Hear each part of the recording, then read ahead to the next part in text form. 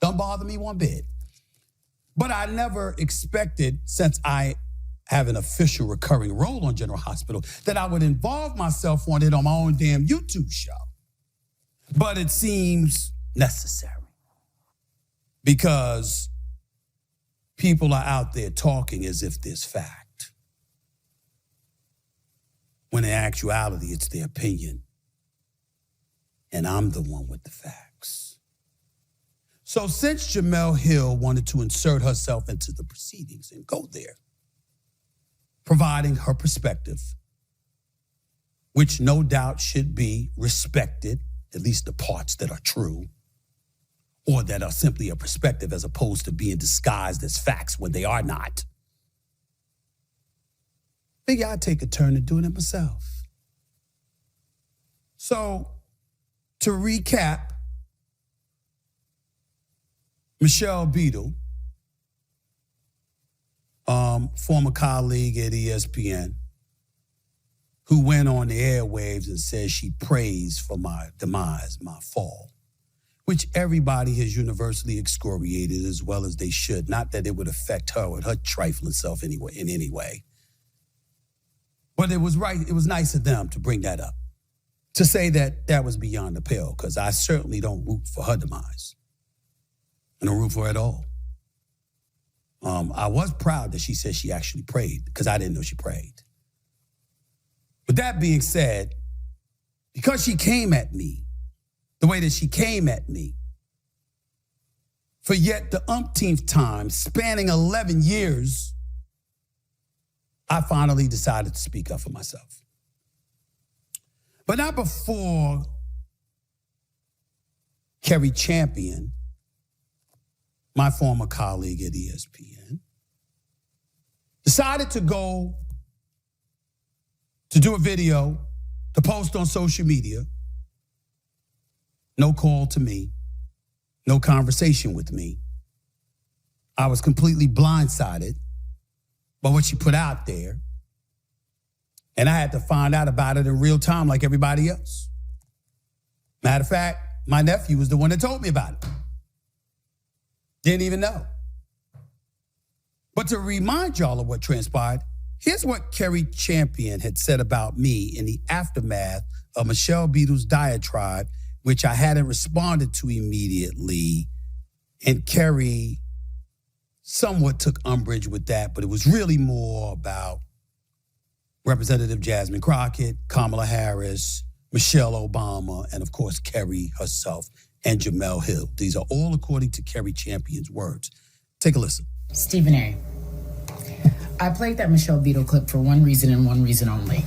I'm old enough to remember being on that show and getting in trouble based on some comments you said about women and whether or not they should know their place when it comes to abuse or non-abuse. Ray Rice comes to mind. Not going to get into the details of all of that. But Beadle just came for you yet again, like she did when I worked at ESPN.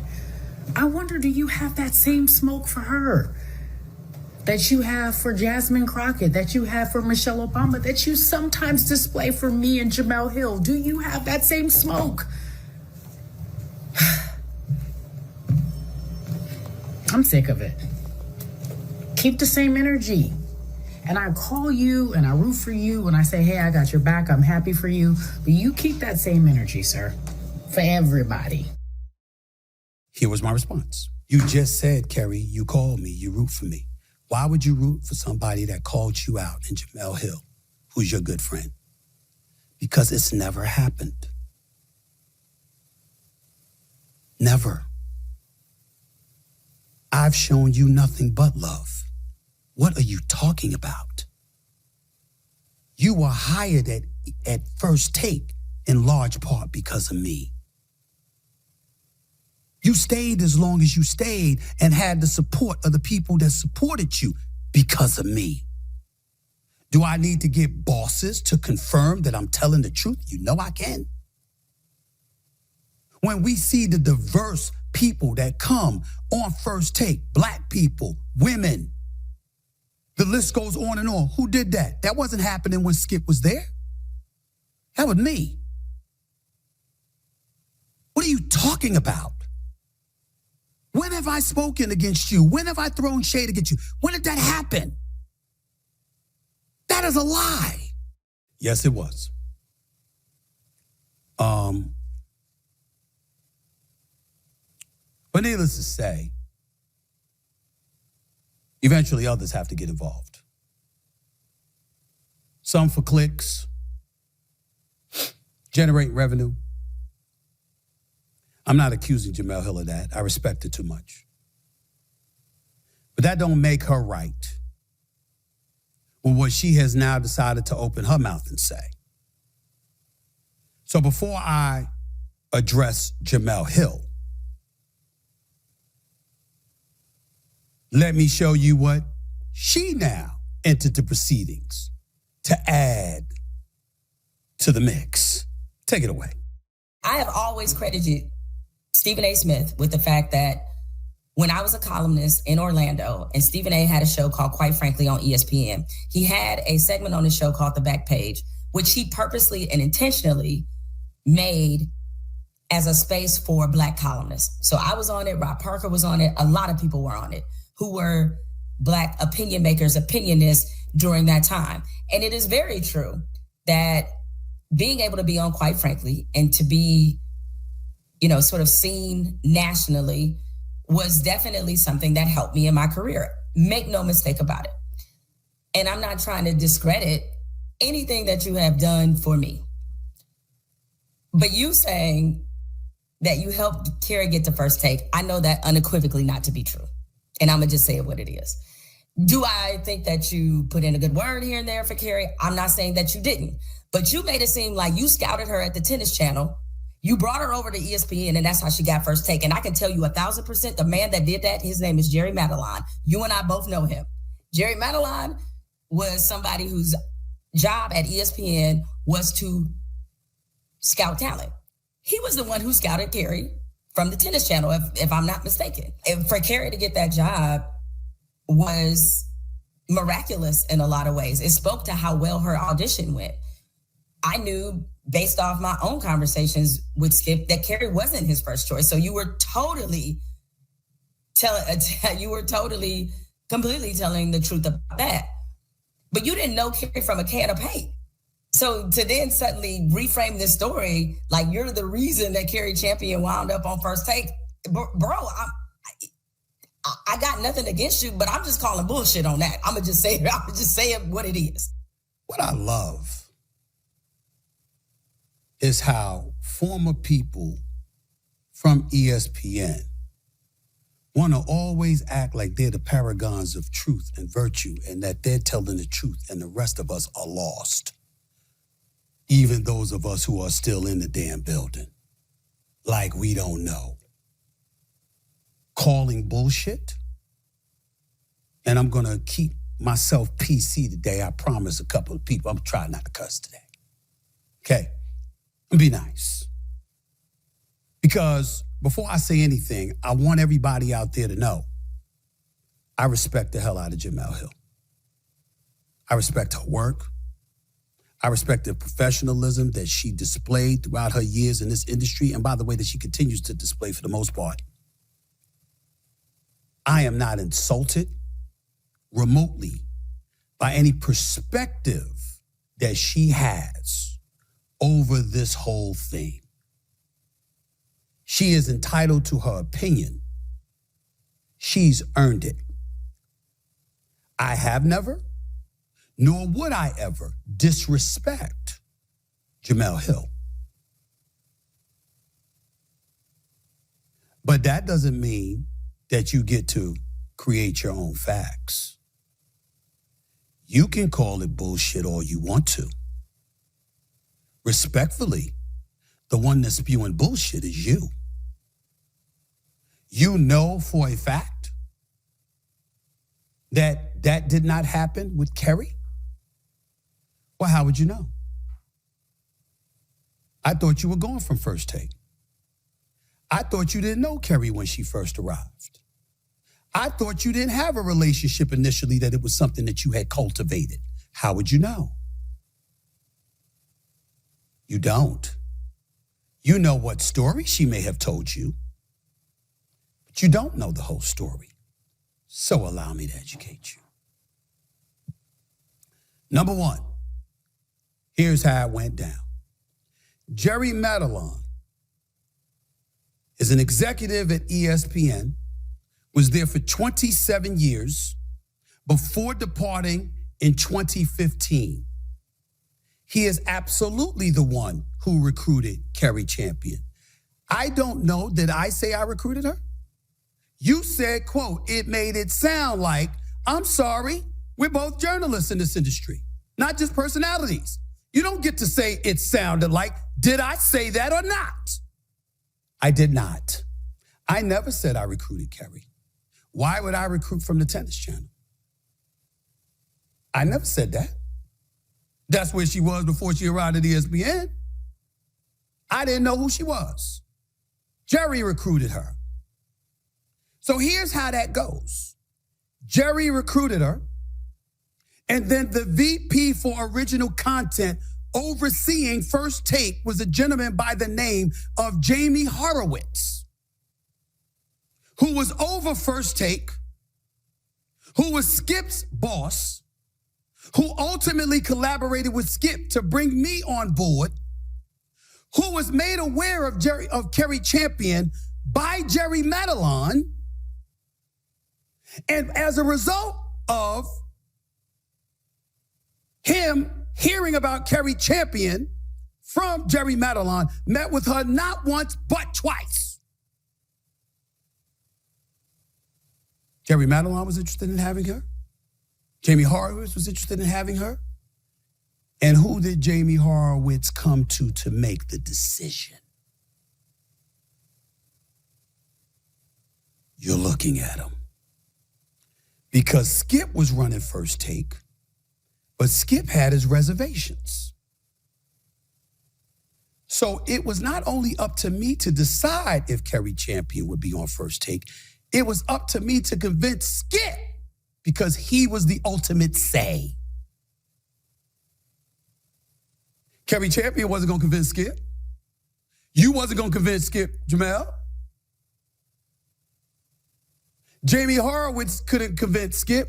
He needed me to go to Skip, which means I first had to support Cari Champion, and then after that, I had to convince Skip to do so. That's what I said. Encapsulating it by saying she wouldn't have been at First Take if it were not for me. See how that makes sense? By the way, in case you want to say it's bullshit again, and I'm not cussing, I'm just quoting you. I have a quote here. It's Jerry Madelon.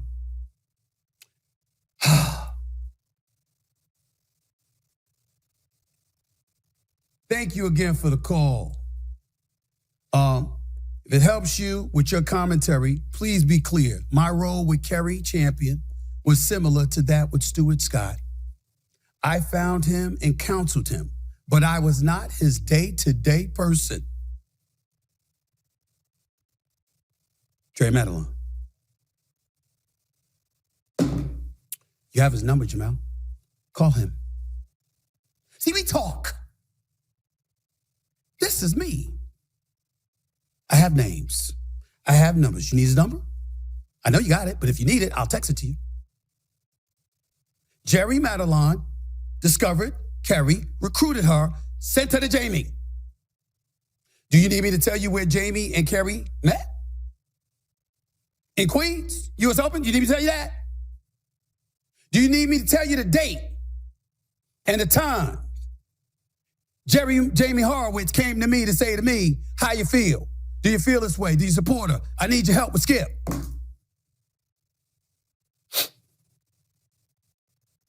Sure? Just checking, since you said it was bullshit. Those are facts. Oh, by the way, how could I possibly forget? Let me not stop it, Jerry Madelon. I also got off the phone with Jamie Horowitz 2 hours ago. And I said to Jamie Horowitz, the former VP for original content for ESPN, who now runs Omaha Production, who, by the way, lives in California and is more than happy to take your call to reconfirm what I said. I said to him everything that I just said to you, and I said, am I telling the truth or am I lying about anything? He said, you are 100% factually correct. Now, who do you think the audience is going to believe? You who said, it sounded like you said, Stephen. Or Stephen who says, Jerry Madelon, Jamie Horowitz, names, times, dates.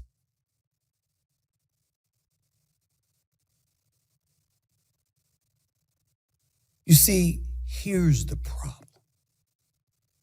And this is why I feel compelled to address this. At the end of the day, it's not a big deal. I certainly, and you were absolutely right, Jemele, in your soliloquy on your podcast when you talked about how Skip had brothers and sisters on the phone, on the show all the time because it was a spinoff to some degree of PTI to a certain degree. Where you had Michael Wilbon, who was black, and you had Tony Kornheiser, who was white, and Skip always wanted to debate folks from opposite ethnicity. I know that's true. The difference is that you had folks contributing to the show while he was in search for the right partner. The people I've brought on board are actual partners of the show. They ain't in search of it. They're a part of the show. Ryan Clark, Marcus Spears, Cam Newton, Shannon Sharp before that, Michael Irvin before that, a Dominique Foxworth, a Kimberly Martin, a Mina Kimes, or Dan Orlovsky, a Jeff Saturday, a Mad Dog Russo, a Damian Woody, a Louis Riddick, a Jay Williams, a Kendrick Perkins, a Monica McNutt, an Andrea Carter, a Shanae Ogumake.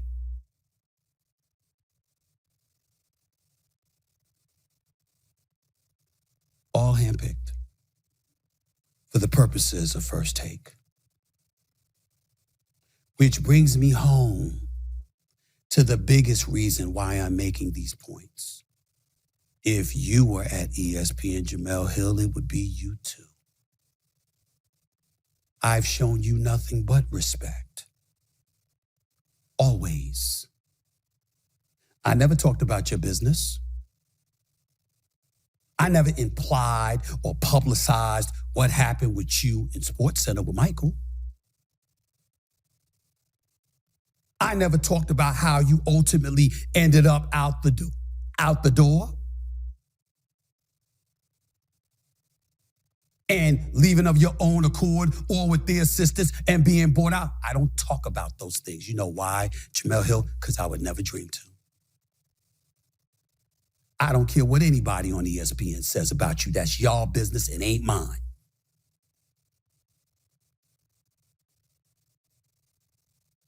There's a lot more that goes on with a multitude of stories. I say nothing. I've been in this business for 30 years. Tell me when I have talked about my colleagues or my contemporaries without being attacked first. Tell me when it's happened. Tell me when I've initiated friction and vitriol and all of that, when it happened. I've never done that. Tell me when you picked up the phone and you've called me to have a conversation with me or you've needed my help and I've ever said no. Same thing with Cari. No, I'm not some hero. No, somebody getting hired, oh my goodness, it's about me and I got them through the door. No, I'm just a black dude that's in the position that I'm in that has put my career in jeopardy fighting on behalf of African Americans within the walls of ESPN and outside. And I turn around and because I come to my own defense, never said a word about Cari, never bothered her. Suddenly I find out on video, on social media, that she got all of these feelings. And then people are sending me stuff that she's done in 2023 and 2022 and 2021 talking about me. She left the show in 2015. If you were so bothered by me, how come I never heard about it? How come I never got a call saying, let's talk about it? How come I did get calls asking for my assistant? I'm talking about Cari, not you. Why? I have done nothing to any of y'all but have spoken up for y'all, support y'all, or when I couldn't or didn't want to because of one reason or another, I shut the hell up. You going on your video, Jemele, talking about, we'll talk about this privately and we'll talk about that privately. Really? Then why do the video? Because you were protecting Cari? Protecting her from what? What did I do? Speak up for myself after being attacked? I'm a black man.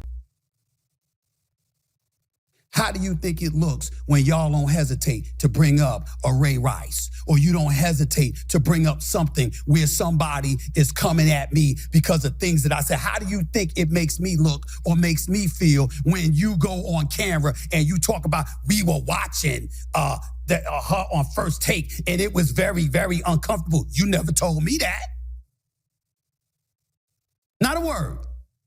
We are in the year 2025. Cari was on First Take from 2012 to 2015. And the first time I heard something about this from colleagues who supposedly respect me, who's supposed to be cool with me, or who roots for me and cheers for me, is in 2025. Never thought to call me in 10 years. Would I do that to you, Jemele Hill? Would I call you? Would I go on camera and talk about you in a way that denigrates you in any way, or that calls bullshit, and to use your words, to something that you've said or done without ever calling you? Text message, call, can we meet up? Nothing. Nothing. That's what hurts about this. But that's the only thing that hurts. The things that you said and some of the other things that you said that was accurate, whether it's people of diversity being brought on First Take, whether it's me and what I did with Quite Frankly, whether I'm good, cool, we good. Because I'm not really hurt by it. I just disagree with you, Jemele. The Cari stuff hurt. Because it was false. But also betrayal. Because I know what I've done to help her. Jamie Horowitz is former executive overseeing First Take. Ask him. Jerry Madelon is the executive for ESPN, spending 27 years. Ask him. I got other names of executives that will happily come to my defense about how I have spoken up. A matter of fact, I tried to help her in recent years when she asked. But she didn't say that. Instead, y'all hop on this narrative that in no way can serve this black man in this position positively. My team and my people in my personal life never want me to address this. I don't run from it. I will never, ever, ever run from the Ray Rice conversation. I made a mistake by uttering the word provoke. Ladies and gentlemen, I have never put my hands on a woman. I have never hit a woman in my life. And you got people associate my name with domestic violence. Now, I'm not saying that's what Jemele and Cari did. I'm saying others like Michelle Beadle has. Never mind that she knows a few people who could be accused of that. And she's befriended them. But with me, I utter the wrong word and I'm a child of Satan. I have 4 older sisters. I'm the youngest of 6. Brother passed away in a car accident in 1992. I have 10 nieces. I have 2 daughters. 90% of my living relatives are female.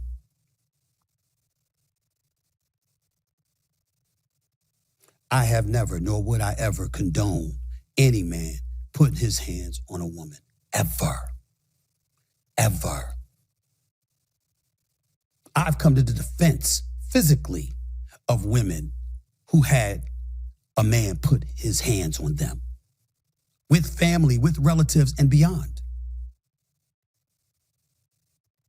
But people talk about me like I've done this, knowing that those headlines are going to be attached to my name, and it never occurs to some folks how that makes me look. And speaking, Jemele, about you were uncomfortable with how Cari was treated. Weren't you on a podcast years ago where you were talking about that was Skip Bayless? Because I don't know if it was Maverick Carter or on the shop or wherever it was that you were, and you were talking about this stuff, and you were talking about your relationship with Skip Bayless and how he had sent you this email after you had said something in defense of Cari, and you said, no, not Steven, Skip. Well, how my name get into it now? What did I do? Have nothing to do with this stuff. Y'all lump me in. Now, I know I'm a target, and I'm a big boy that I could take it. When I have platforms like this, I don't have to. Jemele Hill being gone from ESPN, I have been on the record in the past. That's a loss for us. Her perspective, her intellect, her journalistic integrity, her accomplishments speak for itself. But the whole first take thing and the Cari thing, you don't know what you're talking about. These are facts. And I have numerous executives who will back up every word that I just uttered, that will debunk everything you just said. There is no truth to it. You don't know what you're talking about. Not when it comes to that. The other stuff, you're entitled to your perspective. But what I would say to everybody out there,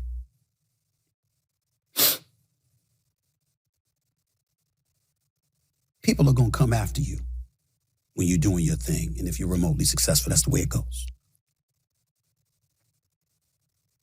It's just always something that takes you aback when it comes to people that you respect, that you know you have been fair to, that are your colleagues, your contemporaries, or dare I say, friendly, if not friends.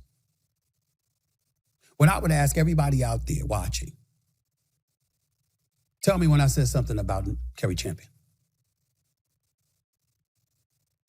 Tell me when I said something about Jemele Hill that was negative, that impugned their integrity, personally or professionally in any way. Please tell me. I've been looking for the clips. I'm trying to figure out, did I do something? Was it 2015? Was it 2012? Was it 20? When? I can't find it. Knowing myself I didn't do it, I'm like, fine, I'll look for it. But this is what we doing?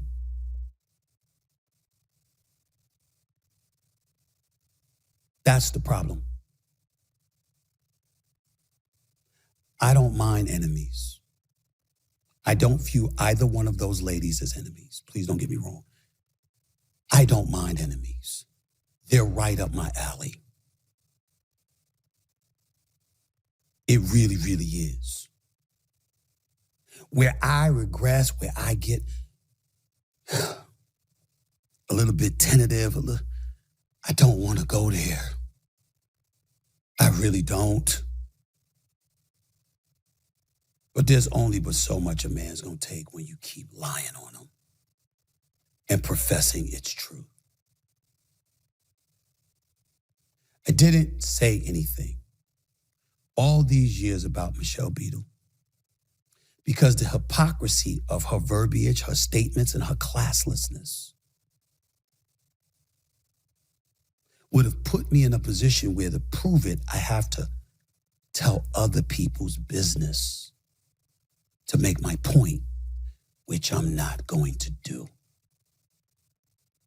I gotta eat it because I don't want to incriminate nobody else. That is the only reason I have not gone nuclear on that woman. Cari Champion and Jemele Hill, I will never go nuclear on y'all. There's nothing you can do that would make me do that to y'all. But I do know this. In all the years I've been in this business, I have tried to be nothing but supportive. You can always find somebody that'll say something negative about me. You can find some black folks that ain't happy, men and women. I could have done more. I should have done more. And they want to take into account of they don't want to take into account what I already did. There's only but so much. I can take you water. I can't make you drink. Can't help everybody on the same level. I remember seeing recently Marcellus Wiley talking about, he's the executive producer and he's the one with the power and he doesn't remind us that, but nevertheless, such and such is gone. Either you got the power or you don't. All of a sudden, he's oblivious to corporate America, not understanding that even though you have the power, sometimes there's always an executive VP or above that has more power than you that gets to usurp your authority. Yes, I have authority. I'm not the final authority, but he wants to act like he got amnesia when it comes to that. Fine. Not arguing over something that petty. If that's what you want to believe, fine. But know this.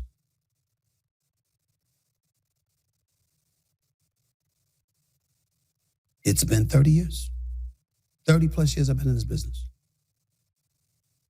When do I attack my colleagues or contemporaries? When have I come out with a video calling folks out that I didn't even talk to? Before I quoted Jerry Madeline, I called them. Before I quoted Jamie Horowitz, I called them. When I brought up Dave Roberts' name last week, I called them first. When I went off on that other dude over a year ago, I called Bob Iger. I called Jimmy Pitaro. I called people to give them heads up. Where's my call?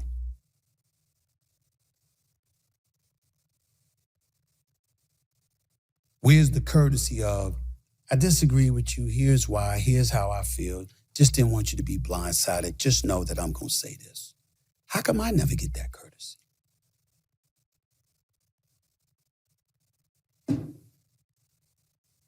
Could it be because you're just talking?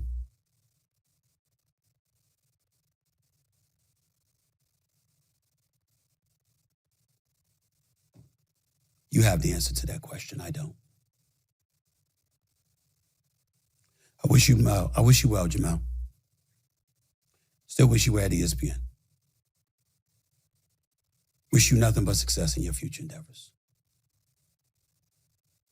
And I took no offense to the things that you said as it pertains to your perspective because you're entitled to them.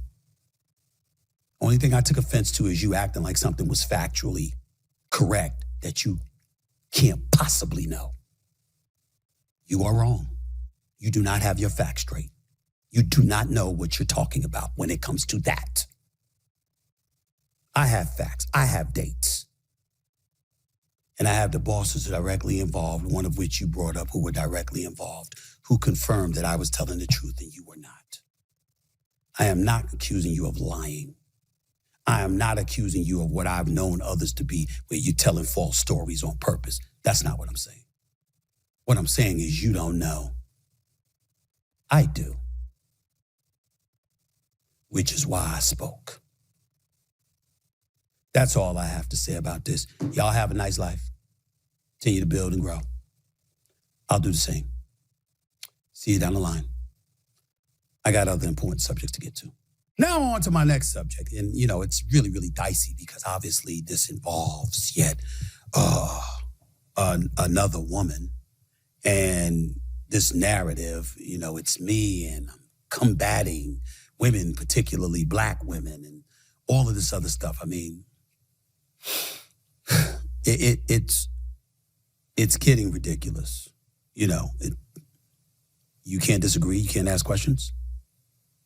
Matter of fact, isn't it a sign of respect if, men who sit up there and just dismiss and don't pay attention, as we should, because women are far more intelligent than us as far as I'm concerned. When we don't pay attention and we're very dismissive, we're accusing of belittling. And then when we embrace it and treat it with the same level of fervor and respect that we would with men, all of a sudden it's an issue. It's unbelievable. It's unbelievable what's happening to this world. It really is. But I'm here for it. No problem. Because the next thing involves our former First Lady, Michelle Obama. So this weekend, she was in Brooklyn and she said something that respectfully I disagree with. And she was speaking at the Brooklyn Academy of Music on Friday. And ladies and gentlemen, she had something to say that I felt compelled to disagree with publicly. Here's what she said. Do you think that impacts the room that we've made for a woman to be president? Well, as we saw in this past election, sadly, we ain't ready. That's why I'm like, don't even look at me about running, because you all are lying. You're not ready for a woman. You are not. So don't waste my time. We got a lot of growing up to do. And there's still, sadly, a lot of men who do not feel like they can be led by a woman, and we saw it. Two things jumped on my mind listening to that. If any man, generalized that way about the female populace, what would happen to us? To generalize like that. Man, we ain't ready. If some man said, women, you ain't ready. What? Think about that. Number two, here's what jumped out of my mind. Didn't we just see an election take place last month where a woman won the gubernatorial seat in New Jersey? And Mikey Sherrill? Didn't we just see Abigail Spanberger win in Virginia, the gubernatorial seat? Isn't Kathy Hochul the governor of New York? Am I missing something? Maybe I need to go back to the 2016 election with Hillary Rodham Clinton. Didn't she win the popular vote in the United States? Didn't she garner over 65 million votes to Donald Trump's 62 million, outnumbering him in the popular vote by 2.9 million?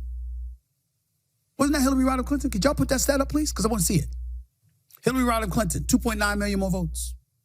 She won a popular vote. What do you mean we weren't ready? What do you mean we weren't ready? Weren't there white women who voted for Donald Trump? Not just white men? Didn't the blacks show up for Hillary Rodham Clinton? Didn't Hispanics show up for Hillary Rodham Clinton? Wasn't it Hillary Rodham Clinton who spent the last few days neglecting to campaign in places like Michigan or Wisconsin or Pennsylvania or places like that while he was everywhere? Y'all remember that? How about 2024? When Kamala Harris was running as the Democratic nominee for the presidency of the United States of America. Yes, she did only have 107 days to do it. But whose fault was that? The Republicans, black people, Hispanics, women, whomever. Nobody told y'all to hold on to Joe Biden for dear life until July of that summer, when there was evidence that showed months earlier that he wasn't ready anymore. And Obama was told that. Remember when he was walking around looking puzzled and Obama had to guide him off stage? But Obama was saying to everybody else, support him, support him, support him. Didn't you receive, Kamala Harris, that is, over 74 million votes? More votes than any Democratic nominee in this nation's history? But you lost the popular vote, and you lost the Electoral College vote.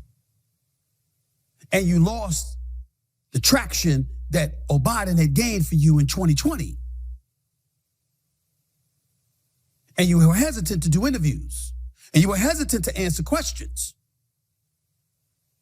And you were hesitant to separate yourself from the Biden administration in terms of some of the decisions that they made, which you now admit in your book.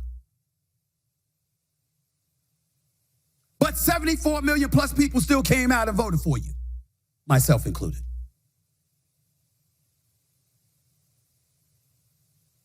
A woman is not the president of the United States because we're not ready? Ladies and gentlemen, listen to what I said about Michelle Obama when I spoke about her in August of this year. Take a listen. I'm talking specifically to you, Madam First Lady. You are not just beloved, you are revered. You are sensational in so many ways. I've been on the record on this show and many others stating, had you run for president, you would have beat Trump. I still believe that. If Trump somehow manages to circumvent the 22nd Amendment, which I don't put past him, and Steve Bannon and others, and he tries to seek a third term, I believe if your husband elected to come back, he would beat Trump. That's my personal belief. But you, who never was an elected official and never aspired to, could easily, I wouldn't say easily, but you could win an election. Does anybody doubt right now as we sit here on this day, November 17th, 2025, that if Michelle Obama came out today and said, I'm going to be the Democratic nominee, I aspire to be the Democratic nominee for the presidency of the United States of America, who would beat her? It's going to be Josh Shapiro. It's going to be Gavin Newsom. It's going to be Governor Beshear in Kentucky. Who do the Democrats have that could compete with Michelle Obama? What do you mean the country isn't ready? The country isn't ready, so you'd lose to J.D. Vance? Really? Really? Or you couldn't have a chance to beat Marco Rubio, who I think is the best candidate the Republicans have for the presidency. Because Trump ain't circumventing the 22nd Amendment and is going to be ready to be able to run for a third term. So if Michelle Obama is really, really serious about what she's saying, she's also arguably seriously false. Because I believe she'd cakewalk to the Democratic nomination. And I believe she could win it all. Do you want it? Can't knock if you don't. You're the First Lady. You had experiences at the White House that most wouldn't have. You would know better than most of us. But the bottom line is, if that's the case, then say so. Don't look at this country and point to men and act like we wouldn't vote for you. Yes, we would. Yes, we would. There's plenty of men that I know that will vote for Michelle Obama. And I can't imagine any Democrat who wouldn't. Class personified, educated, smart, excellent orator. The first man who would be the first man in American history also happens to be the former president who has a similar reputation by her side. Run, Michelle, run. Run. But if you don't, could you please stop blaming us? Nary one of us have given the slight indication that we wouldn't support you. Respectfully, Kamala Harris was not you. And not voting for her has nothing to do, for the most part, because you can't speak for every little person out there that might think like that. But for the most part, people who didn't vote for Kamala, did support Kamala, could be because of her being lockstep with the rest of the Democrats, how there was no immigration crisis and our borders were secure, which was a lie.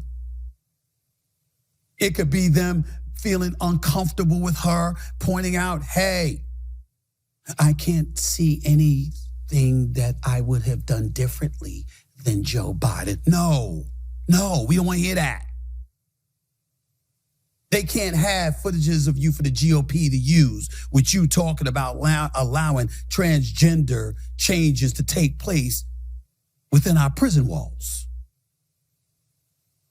They can't hint towards you condoning sex changes and stuff like that without parental consent. I'm not saying these things are factually correct. I'm saying that's what they were saying about Kamala. That can't happen. It's a very, very simple strategy for the Democrats to employ. Move to the center. Stop with all this far left progressivism. Move to the center. Be willing to acknowledge that working across the aisle is not something you can, not just something you can do, but something that you're willing to do to get things done, to minimize the chaos. And a Democrat will be the next president of the United States of America, in my opinion. And I can't think of anybody that would be able to compete with Michelle Obama, and all the names I mentioned were men. There ain't a man out there, myself included, who can compete with Michelle Obama if she decided that she wants to be the Democratic nominee for the presidency of the United States in 2028. Stop blaming men. We support you.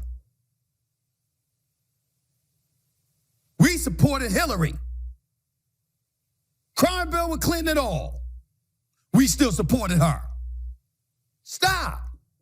It's not true.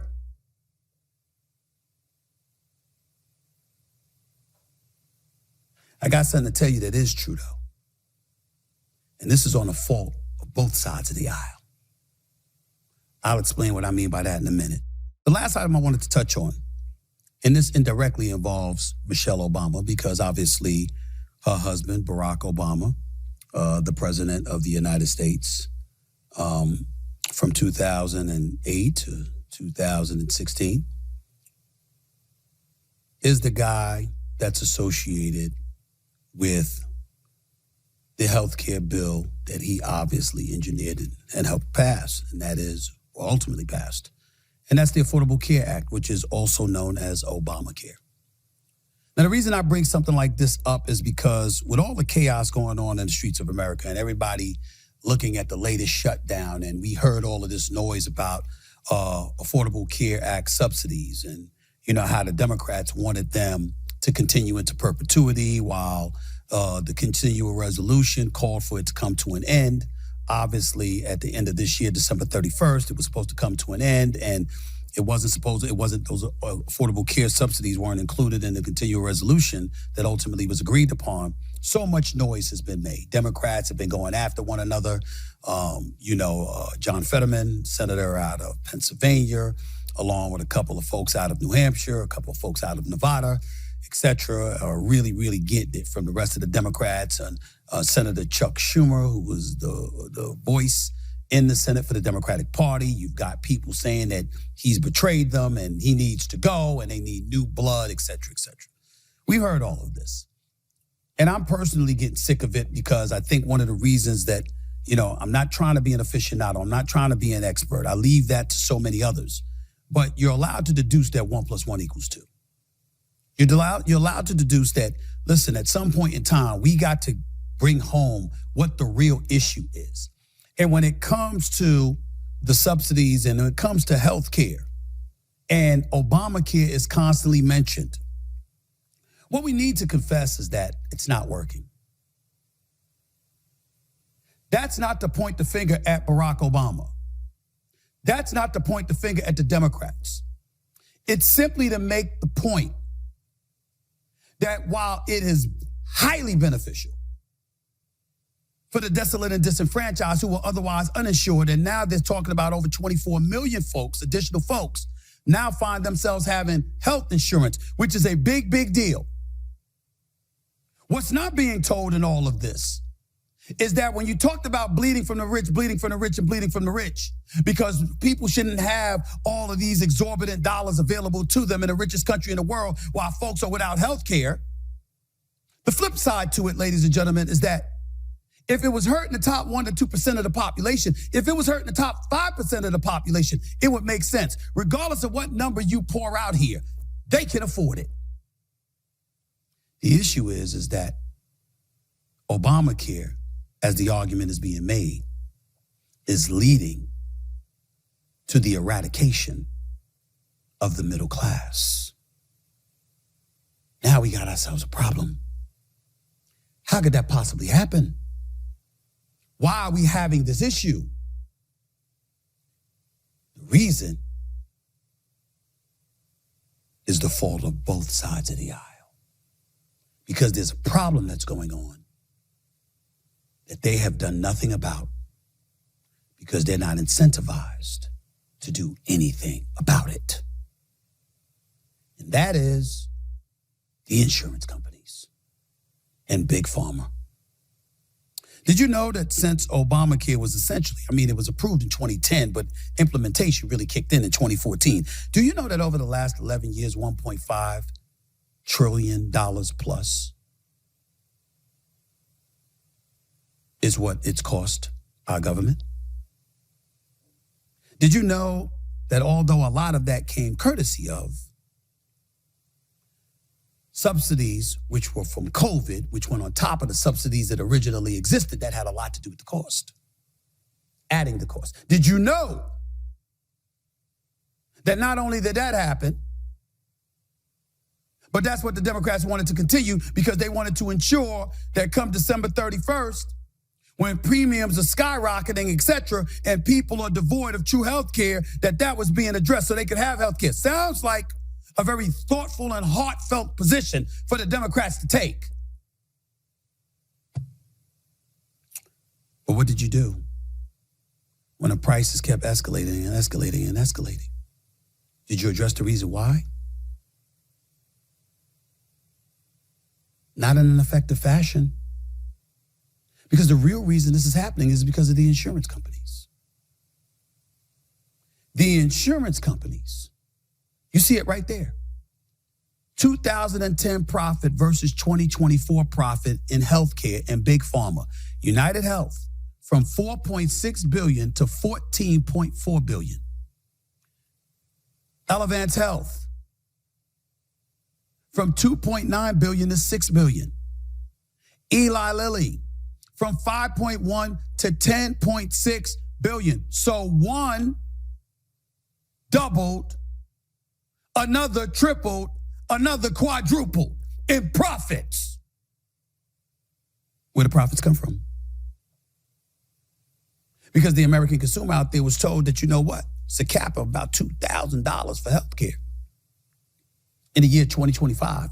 But it didn't take into account their deductibles. It didn't take into account the elevated level of premiums. So let's say hypothetically, your premium was like $19 18 months ago, 2 years ago. Why is it $90 now?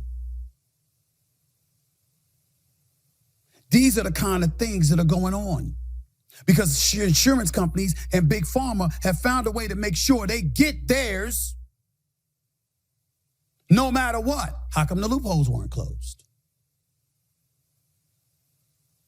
Look at this right here where it talks about conditions that resulted in insurance denials, surcharges, or exclusions prior to the Affordable Care Act. It could be cancer, it could be diabetes, it could be heart disease, strokes, HIV, AIDS, hepatitis, multiple sclerosis, kidney disease, organ transplant, sleep apnea, cerebral palsy, Alzheimer's or dementia, asthma, high cholesterol, arthritis. These are conditions that resulted in insurance denials surcharges, exclusions. They could deny you insurance coverage before the Affordable Care Act. So the fact that the Affordable Care Act is in existence and that is not something you can any longer do, we all thought that resolved our problems. The problem was nothing stopped Big Pharma from getting their paper. And so when I look at it and I think about it, I say, damn, how come this couldn't be addressed? Which is why I was happy when Representative Chip Roy out of Texas, who was just on this show weeks ago, was addressing Minority Democratic House Leader Hakeem Jeffries when he said this right in front of his face. They broke the system, and then they come here saying that we own it if we don't throw more subsidies, pour more diesel on the fire to the fire that they started. That's what's happening right now. That's what for the American people to understand. Insurance companies. Bail out Argentina. Insurance companies, 1,032% stock prices up since 2010. 448% up from 2013. 85% of the revenues for insurers come from the federal government. What my Democratic colleagues are proposing is an insurance company enrichment scheme. It's literally what they're doing, is printing money in the Treasury and giving it to insurance companies. Plain and simple. Don't forget Big Pharma. It's all one and the same as far as I'm concerned. It's greed. Which is why we have to stop taking sides. And we got to blame all of them. Because what have you done? Lobbying and political contributions in the year 2024. CVS Health, 9.4 million. Lobbying, contributions, 2.9. Humana Inc., insurance, 4.8 million. And lobbying, 1.3. Contributions. Pfizer, 10 million in lobbying, 2.7 in contributions. Eli Lilly and Company, 6.7 in lobbying. Contributions, 1.8. Johnson & Johnson, 8.25. Lobbying, 1.79. 1.79 contributions. Ladies and gentlemen, that's money going to both parties. So if that money is being poured into the pockets of politicians on both sides of the aisle, where's the incentive for anybody to do anything to close those loopholes and fix the problem, knowing it will compromise Big Pharma and the insurance companies? We know that Pfizer donated $2.7 million. What does it mean? PAC gave money. Executives and employees gave money. Affiliates or subsidiaries gave money. The point is, the money is pouring in from an abundance of tentacles associated with the company that's lobbying on Capitol Hill to make sure you put policies in place that doesn't compromise their bottom line. And while the American people are suffering, like we did during the shutdown, where folks weren't getting paid, the politicians were getting paid. While folks were having the insurance compromised, the politicians kept the insurance. And oh, by the way, the stock prices for the insurance companies and Big Pharma jumped anywhere from 500 to over 1,100%. So how come they can't fix it? How come they can't close loopholes? Let me get back to the Joe Madison part. God rest his wonderful soul. Former voice for Urban View Radio, who came up with the line, put it where the goats can get it.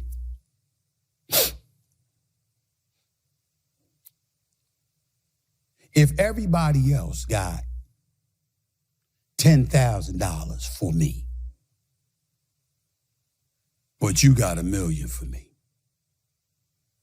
and all I got to do is give lip service to the problems that exist, that dealing with you will resolve,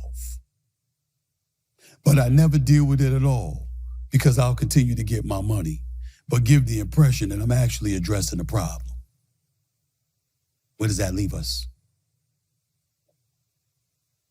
Premiums are skyrocketing, deductibles are skyrocketing, insurance and Big Pharma taking us to the cleaners. And the eradication of the middle class is taking place in front of our very eyes. Why are they resentful? to Obama and Obamacare, it's because of those 24 plus million people who are the desolate and the disenfranchised and the poorest amongst us who wouldn't otherwise have health insurance. And since it was ruled a tax, what happened is that people think that they're getting their money taxed and they're paying for somebody else's health care.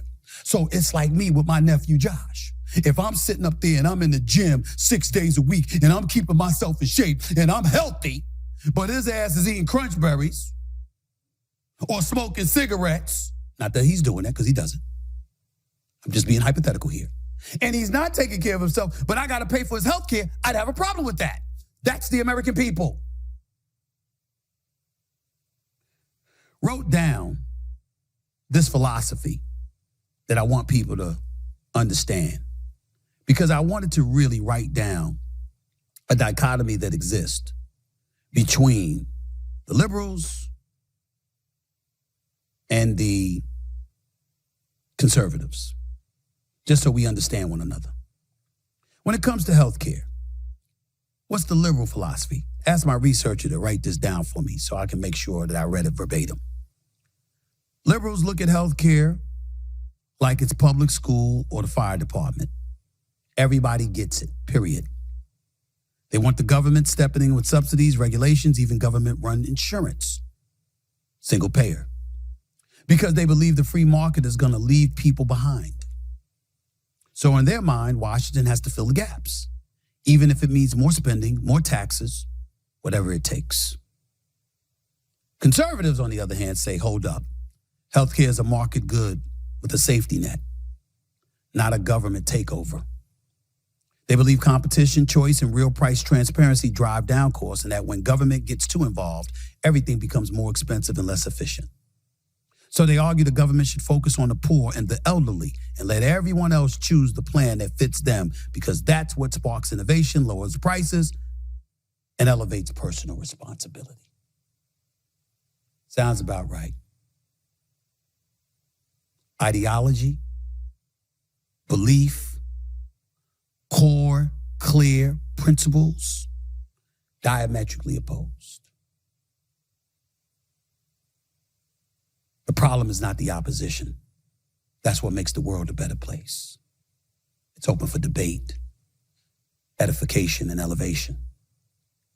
The problem is when you're so dogged and dogmatic and you refuse to talk to one another and you never come up with a solution because you're not willing to talk to one another to find it. That would be bad if it was just that simple. The problem is by doing so, you never close the loopholes to address the insurance companies and Big Pharma. And as a result, they continue to get paid at the cost of the American people. And then we're all left to suffer in chaos and mayhem because of frustration about nothing being done about those loopholes that the politicians we've sent to Capitol Hill have every bit of right and power to address if they weren't concerned about their own job security, their own electoral status, and their own wallets. Just thought I'd throw that out for everybody to think about as we move forward. Because as I move forward and I talk about these issues, understand that these are the kind of things that I want to address. Not to complain, but to find a resolution. That is what I mean. But when I say I have bigger fish to fry, it ain't about pointing fingers. It's about us being better. Let's get better so we can live better and enjoy our lives while we have a life worth enjoying. That's it for this edition of Straight Shooter with yours truly. I'll see you on Wednesday night. Straight Shooter with Stephen A., my political show, from 6 to 8 p.m. Eastern Standard Time over the airways of SiriusXM, POTUS Radio, Channel 124. I will be interviewing live in front of a live studio audience Senator Ted Cruz, Republican from the great state of Texas. I can't wait. If you know anything about Ted Cruz, and you know anything about me, you shouldn't be able to wait either. See you Wednesday night. Peace and love.